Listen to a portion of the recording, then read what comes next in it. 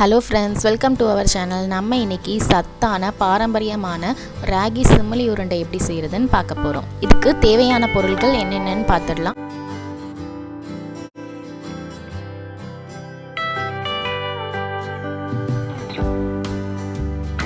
இப்போ நம்ம செய்ய ஸ்டார்ட் பண்ணிடலாம். ஒரு பேன்ல 1 கப் வேர்க்கடலை சேர்த்து மீடியம் ஃப்ளேம்ல 10 மினிட்ஸ்க்கு நல்லா வறுத்துக்கோங்க. இப்போ 10 மினிட்ஸ் ஆயிடுச்சு. வேர்க்கடலை நல்லா வறுபட்டுடுச்சு. இப்போ இதை வேற ஒரு பிளேட்டுக்கு எடுத்து வச்சிடுங்க. இது ஆறட்டும். இப்போ ஒரு பெரிய பவுலில் 2 கப் ராகி மாவு சேர்த்துக்கோங்க.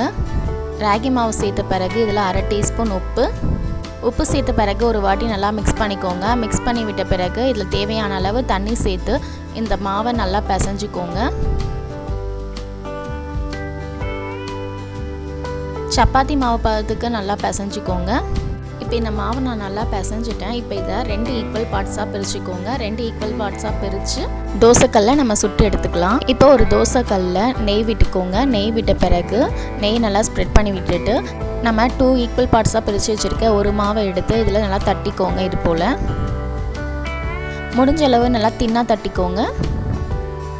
கல் நல்லா சூடாகிறதுக்கு முன்னாடியே இது போல் நல்லா தட்டிக்கோங்க. இப்போ நான் இந்த அடையை முடிஞ்சளவு நல்லா தின்னாக தட்டிட்டேன். லோ ஃப்ளேமில் வச்சு இதை நல்லா குக் பண்ணிக்கோங்க.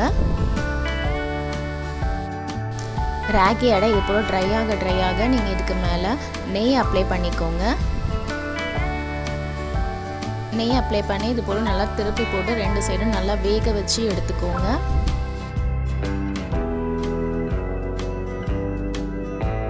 இப்போ இது நல்லா குக் ஆகிடுச்சு. இப்போ நான் இதை ஒரு பிளேட்டில் எடுத்து வச்சிடுறேன்.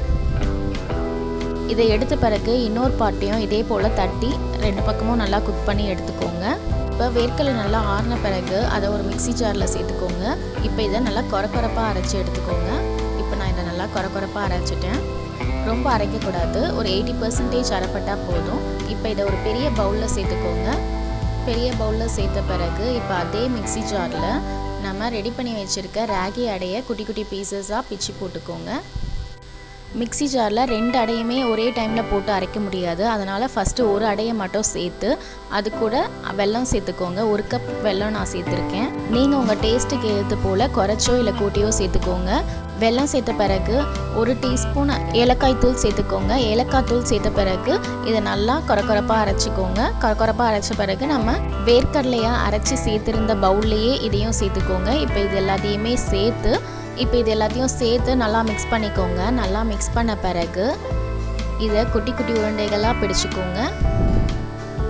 இந்த உருண்டைகளை நம்ம 1 வீக் வரைக்கும் ஏர்டைட் கண்டெய்னரில் வச்சு நம்ம சாப்பிட்லாம். ராகி, வேர்க்கடலை, வெல்லம், நெய் நம்ம சேர்த்துருக்க எல்லா இன்க்ரீடியன்ஸுமே ரொம்ப ஹெல்த்தியானது. கிட்ஸுக்கெல்லாம் நீங்கள் ஈவினிங் டைமில் நீங்கள் செஞ்சு கொடுக்கலாம். இந்த ரெசிபியை நீங்களும் ட்ரை பண்ணி பாருங்கள். ட்ரை பண்ணி பார்த்துட்டு உங்களுக்கு பிடிச்சிருந்தால் கமெண்ட் பண்ணுங்கள். மறக்காமல் சப்ஸ்கிரைப் பண்ணுங்கள். தேங்க்ஸ் ஃபார் வாட்சிங்.